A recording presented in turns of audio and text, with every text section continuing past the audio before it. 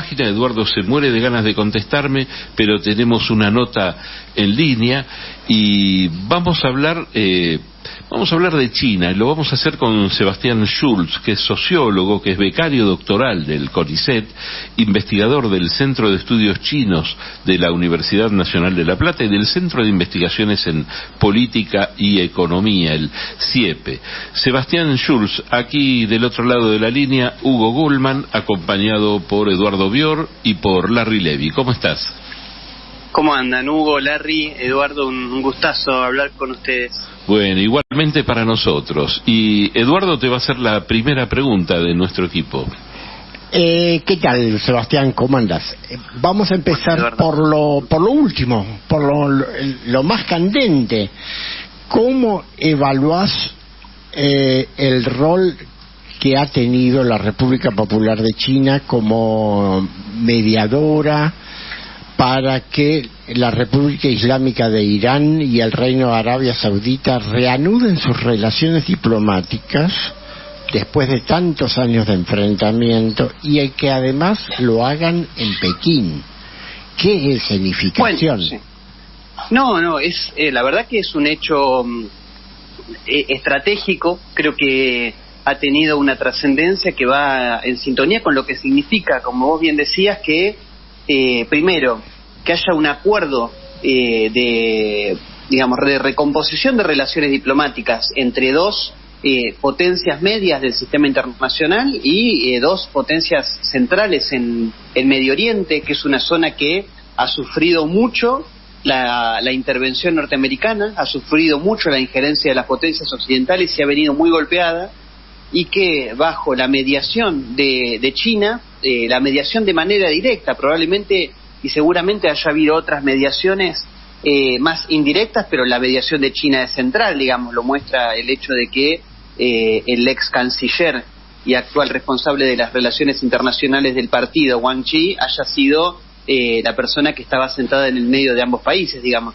Esto es un punto de llegada y un nuevo punto de partida, pero digo que es un punto de llegada porque China ha venido construyendo relaciones tanto con Arabia Saudita como con Irán desde hace varios años, digamos, sin ir más lejos. El presidente iraní hace poco estuvo de visita con China y yo creo que esa visita fue central para que se produzca este acercamiento de relaciones con Arabia Saudita, pero China también viene acercando relaciones con Arabia, digamos, ya es su principal socio comercial desde hace varios años, es el principal comprador de petróleo, lo cual indica también, es un indicador del cambio de situación a nivel internacional. Arabia Saudita, Sebastián, del petrodólar, sí. Larry Levy te saluda. Te quiero preguntar, ¿en cuánto disminuye entonces, aparentemente, la influencia de Estados Unidos en esa zona?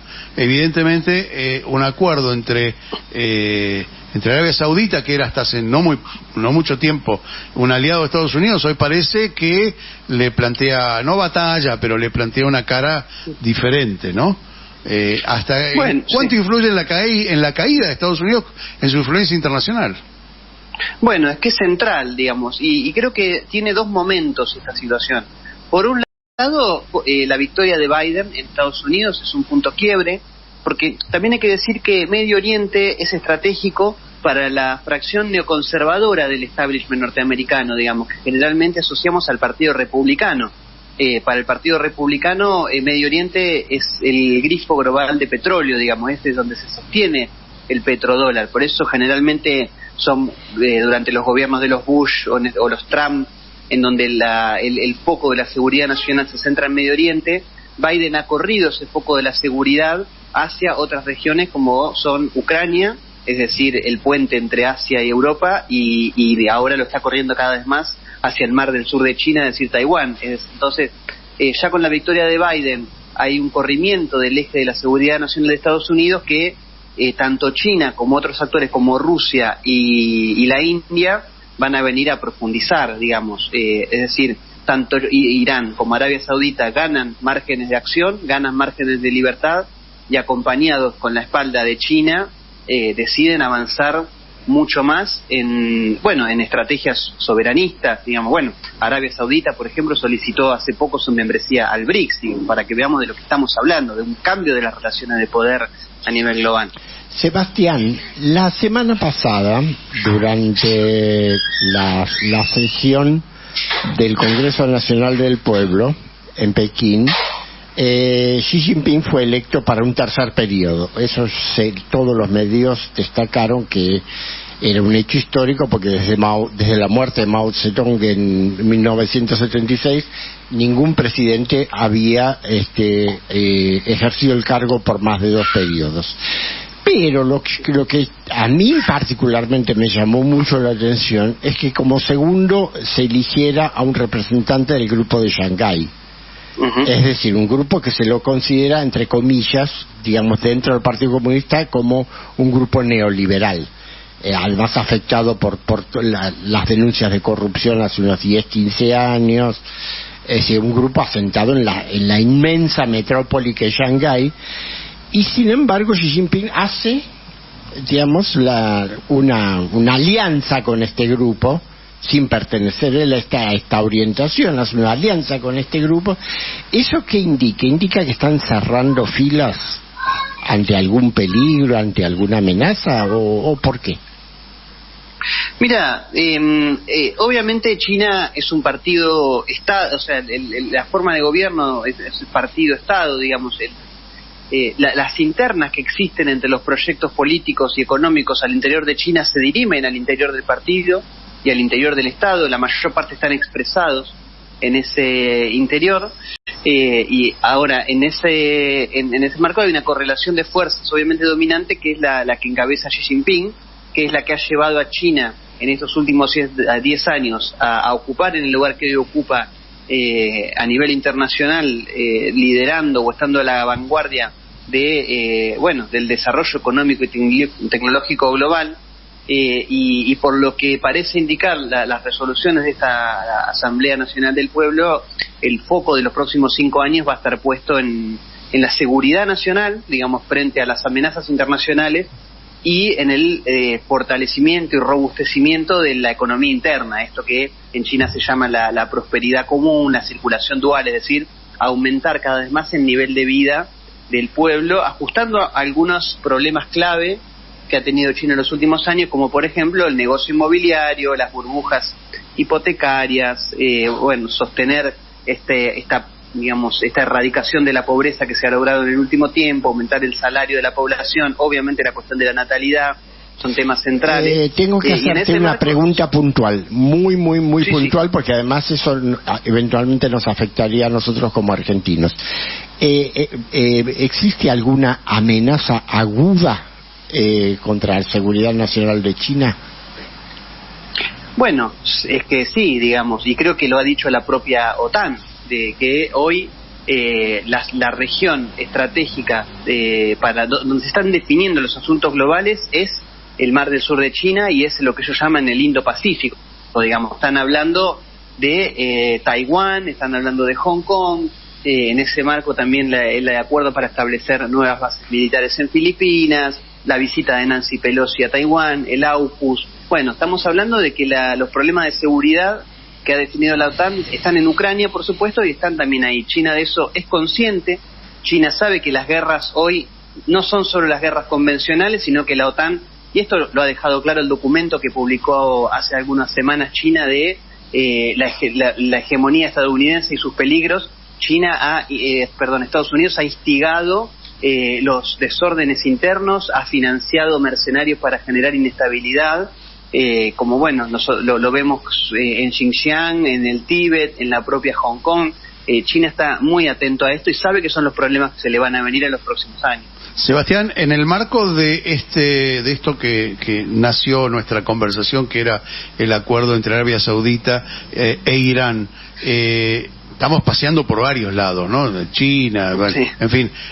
Te pregunto, el conflicto de Israel había sido también central en Medio Oriente. Hoy deja de ser el foco, ¿no? La mirada, y se corre un poquito más para el lado de Turquía, en este contexto de acuerdos hacia el Medio Oriente.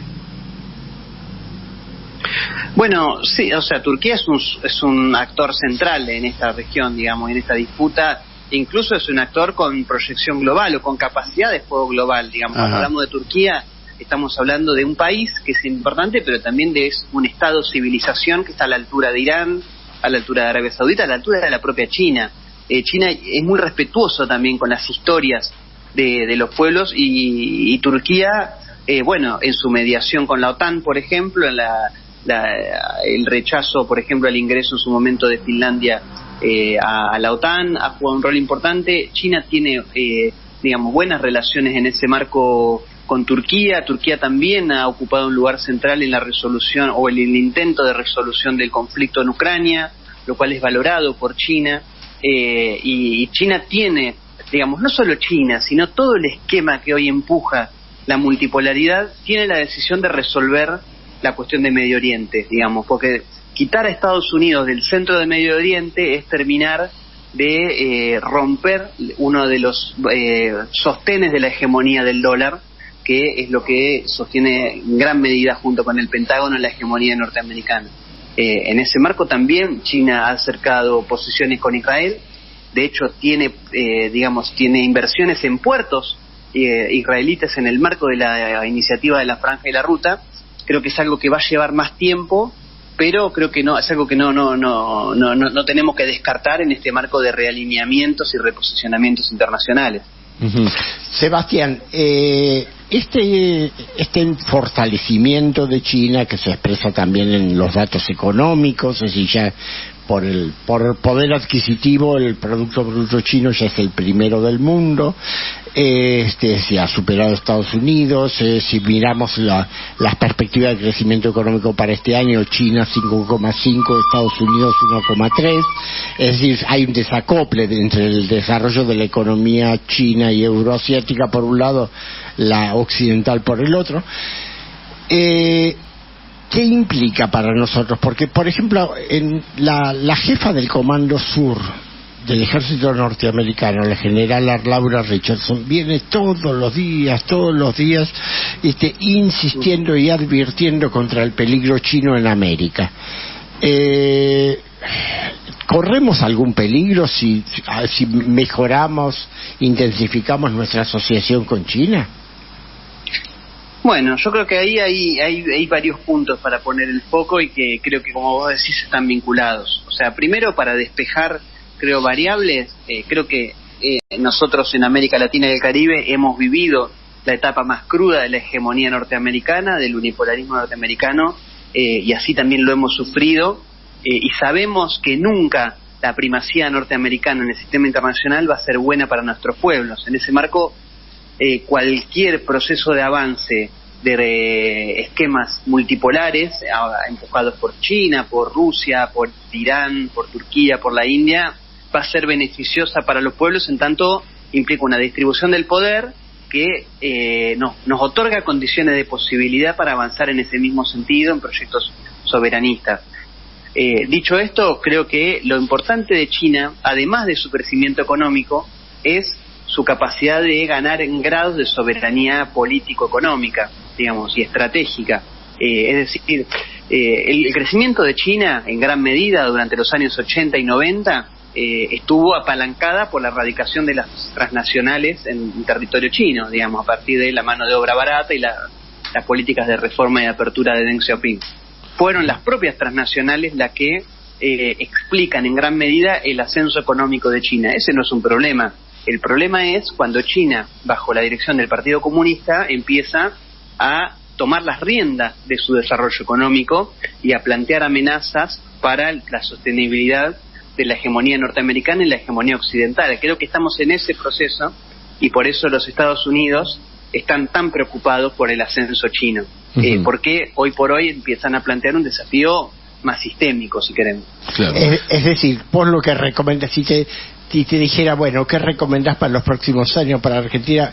Vos dirías, parafraseando a Deng Xiaoping, calladitos y por la sombra, pero sigamos adelante. Sí, yo creo que cualquier forma de relacionamiento de este estilo, si nosotros, digamos ya más en términos propositivos, lo hacemos como países individuales, creo que va a ser mucho más complejo. Creo que en esta coyuntura lo más importante hoy es volver a fortalecer las instancias de coordinación regional. Creo que debe haber instancias regionales como fue en su momento la CELAC, o por lo menos algo parecido a la UNASUR, con Brasil, Argentina, México, los países del Pacífico sentados y delineando una estrategia común para, por un lado, acercarnos a estos nuevos polos de poder emergentes, pero por otro lado, ser partícipes activos en la construcción de la multipolaridad a nivel internacional. Sebastián, te agradecemos muchísimo el contacto con Radio Rebelde. Te mandamos un abrazo grande. Abrazo grande, un gusto hablar con ustedes. Igualmente, era Sebastián Schulz, sociólogo, becario doctoral del CONICET, investigador del Centro de Estudios Chinos de la Universidad Nacional de La Plata y del Centro de Investigaciones en Política y Economía.